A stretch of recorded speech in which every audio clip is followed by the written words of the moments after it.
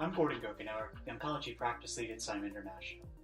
While checkpoint blockade with PD-1 and PD-L1 antibodies has been effective across a wide range of tumor types, the truth is that only a minority of patients experience a response, though they're deep and lasting for the most part. And yet, even those who respond may lose the response down the road.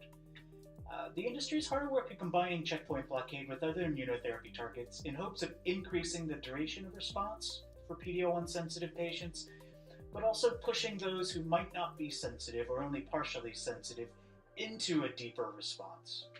At ASCO, we'll see results from the industry's first attempt, albeit an unsuccessful one, at combining PD-L1 inhibition with another immunotherapy target, IDO1, in a phase 3 study. In the ECHO 301 study, Keytruda was combined with the IDO1 inhibitor epacadostat from Incyte, but that was no better than Keytruda alone in melanoma patients. So the trickle-down effect from this study has been fairly significant in that all development, or the significant portion of development of epacadostat has been stopped. Two separate companies have also stopped or slowed development of their IDO1 inhibitors. In particular, Newling Genetics stopped its trial of indoximod, combining with Opdivo and Keytruda. Data from that trial will be at ASCO as well. But BMS, who is arguably one of the two largest players in the immuno-oncology space, stopped its trial of its IDO1 inhibitor, its phase 3 trials in melanoma, head and neck, and lung cancer.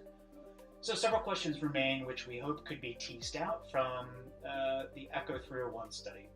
And first, is the IDO1 target simply a bad target?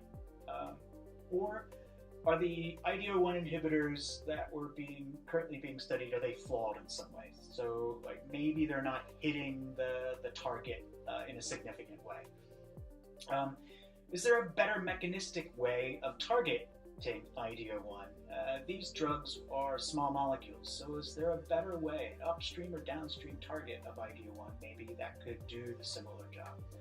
Or were these the wrong patients being treated? Is there a way of finding an enriched population that may be sensitive to IDO1 inhibitors? So maybe from the ECHO 301 study we could find a biomarker.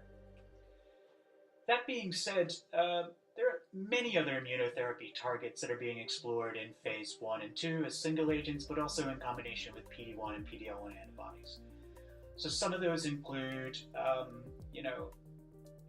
drugs that activate T effector cells, those that target CD27 or OXO40 or GITR or ICOS.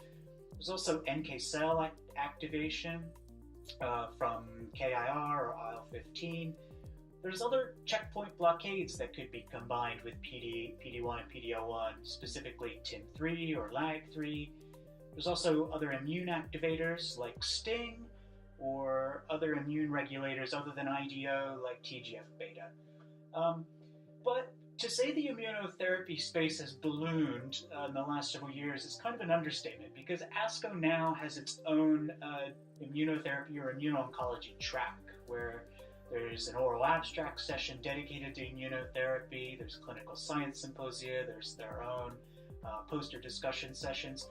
So this year at ASCO, immuno-oncology is continuing to be a hot topic, and I think will be so for the near future.